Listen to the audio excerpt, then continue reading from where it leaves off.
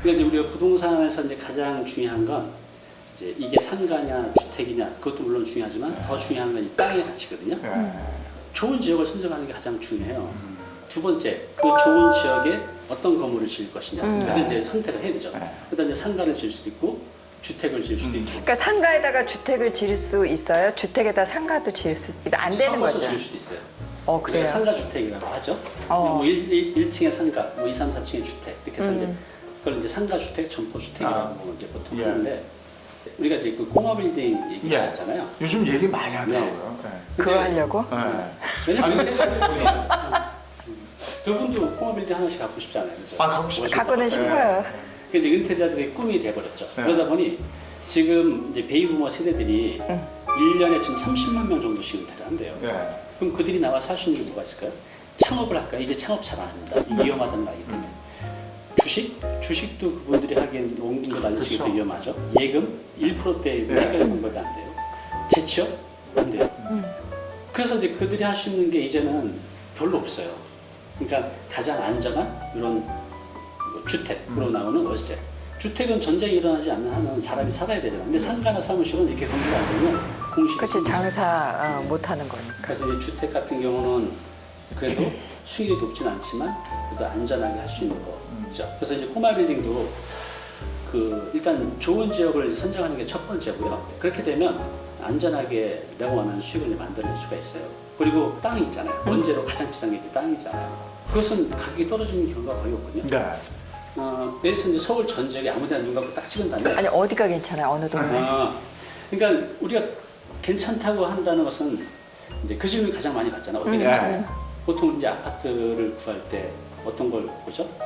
교통, 뭐 생활 펜션, 한강변, 그죠? 이런 것들이 보통 분들이 보는 이제 키워드죠.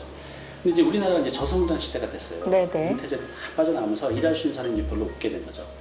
근데 이런 저성장 시대에는 특별한 현상이 하나 있어요. 사람들이 직장 가까운 곳에 집을 얻게 돼요. 여기 지금 마곡이잖아요. 이 마곡이 강서구인데 굉장히 안 오르던 지역이에요, 여기가. 맞아요. 거의 안 올랐었죠. 근데 마곡에 한 36만 명 정도의 일자리가 생기면서 여기 엠벨리 아파트가 분양가가 4억대 중후반 됐었는데 그것도 미분양이 났거든요. 근데 지금 13억, 14억 그래요. 진짜요? 일자리 때문에. 3배 올랐네. 여기 저기가 막 형성됐잖아요. 그 많은 일터가 그쵸. 여기서 만들어지고 있죠. 그래서 그 질문, 어디를 얻어야 되는 그 질문의 답은 일자리가 많은 곳이 답이에요. 앞으로는 저성장 시대. 지하철 이런 게 아니고요? 물론 지하철도 중요한데 그 일자리가 많은 곳도 지하철이 들어와 있는 곳이더라고요. 이제 서울에 일자리가 많은 곳이 어디 있을까요? 이제 뽑아보면 대표적인 곳이 이제 도심, 강남, 그다음에 영등 거의도. 여기가 이제 가장 많아요. 그다음에 많은 곳이 이제 마곡, 서쪽부터 보면 이제 마곡 여기, 그다음에 이제 상암동 DMC, 그다음에 이제 가산 일타 단지 주변. 그동안 이제 강남이 일자리가 가장 많았어요. 그러니까 아침에 지하철 타고 사람들이 어디서 가장 많이 내리냐? 강남역, 역삼동, 성능역이 됐어요. 물론 이제 강남이 비싼 이유는 그거 말고도 다른 이유는 있지만 일자리가 많기 때문에 또 올라온 것도 분명히 있거든요. 근데 지금 1등이 바뀌었어요. 어딘지 아세요? 지금 1등이? 가산 일타 단지 여기. 그래요? 우리나라에서 아침에 가장 직장인들이 많이 내린대요. 용산? 가산. 가산? 거의 부러워요. 난 동네 이름인지도 몰랐어. 그래서 이제 거기도 가산 디지털 단. 그 금천구 있고 아래쪽이 금천구도 강서구보다 더 안 올랐던 지역이에요. 근데 저긴 거기 뭐 아파트 가격도 굉장히 많이 오르고 뭐 신한사선도 생기고 가장 중요한 일자리가 많이 들어가면서 거기도 집가도 많이 올라가고 아파트 가격도 많이 올라가고. 근데 그런데 이미 많이 올라버려서 엄두를 못 내는 거잖아요. 그래서 우린 늘 갈 데가 없는 그걸 거지. 이제 전문용어로 뒷북이라고 그래요. 그렇죠. 그래서 이제 사람들이 너무나 스마트해졌어요. 예전에 이런 고급 지식을 일부분의 사람들 말하는데 이런 인터넷, 또 유튜브를 통해서 이제는 제가 아는 전문가가 아는 것들은 일반인들도 대체로 다 알아요. 어느 정도 관심을 갖게 되면. 그래서 이제는 나만 아는 것이 아니라 남들도 다 안다는 거죠. 그래도 지금 조금만 더 관심을 가지면 좀 덜 오르는 지역, 또 오를 지역도 이제 찾아낼 수가 있죠. 뭐 우리가 잘 아는 강남구, 서초구, 송파구, 용산구, 마포구, 영등포구 이런 데는 두 분이 잘 아시잖아요. 근데 워낙 비싸요. 일반인들이 하기에는 접근하기가 조금 힘들어요. 주거 지역 땅이 아까 제가 평당 1,500, 1,700, 뭐 2,000 이렇게 얘기했는데 거기는 막 5천 그러거든요. 맞아. 그럼 50평만 사도 25억이에요. 예. 값값만. 그러니까 그런 데는 일반인들이 현실적으로 못 들어가죠. 그리고 지금 2호선 쪽으로 보면 2호선 이렇게 지하철 안 타보셨죠? 전 잘 타요. 잘 탔습니다. 2호선 그 인근을 보면 아파트 가격 30평대가 이제 네. 10억 이하로 떨어진 게 별로 없어요. 그건 어느 동네들이에요? 2호선 라인 네, 쫙.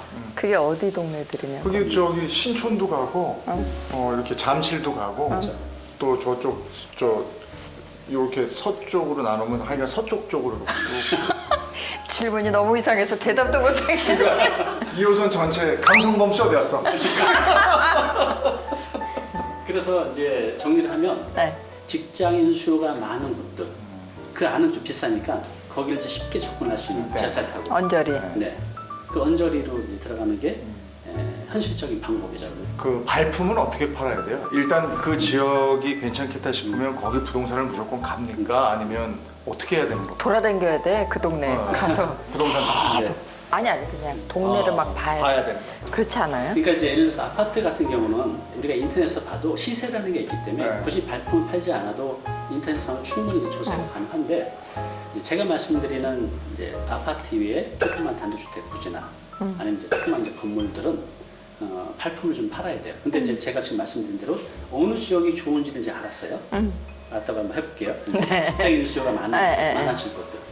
그러면 부동산 이제 돌아다녀야 되는데 네. 또 내가 또 열심히 돌아다녀도 부동산에서 물건을 잘 보여주지 않을 때도 있어요. 네. 왜요? 왜냐하면 그 일은 이제 크게 세 가지가 있을 것 같아요. 네. 첫 번째는 세 가지가 검증이 되지 않으면 잘 안 보여줄 것 같아요. 첫 번째는 이분이 정말 이걸 살려는 정말 의지가 있는. 실수요자는 아니에요. 어.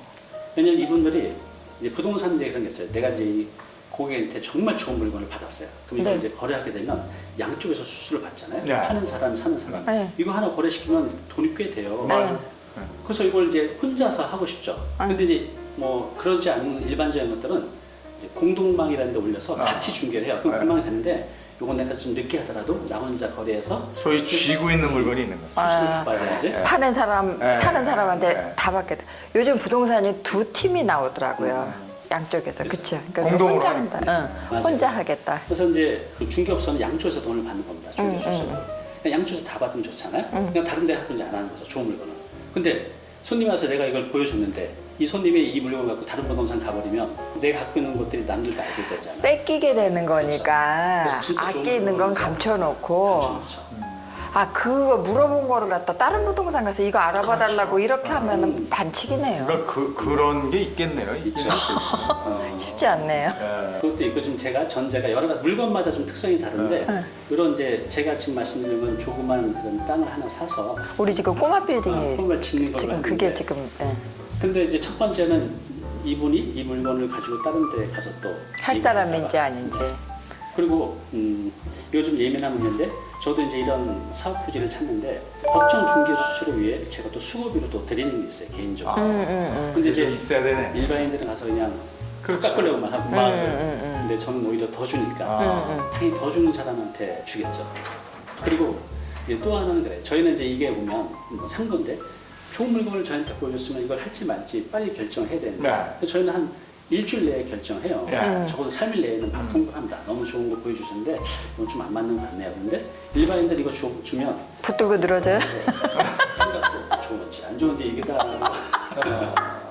그래서 이 세 가지 포인트를 알고 그분들한테 접근을 해야 되기 때문에 이제 이런 걸 이제 구하실 때는 자주 찾아가야 돼요. 네. 찾아갈 때 그냥 찾아가지 말고요. 바카스 한 박스 갖다가 마음을 사려는 네, 얘기신 것 같아요. 내가 정말 이제 실수요자고 또 수수료 충분히 들을 난 꼭 할 의향도 있고 것이다라는 느낌. 나는 기본 상도를 아는 예의가 있는 사람이다. 절대 다른 데 그러지 않겠다.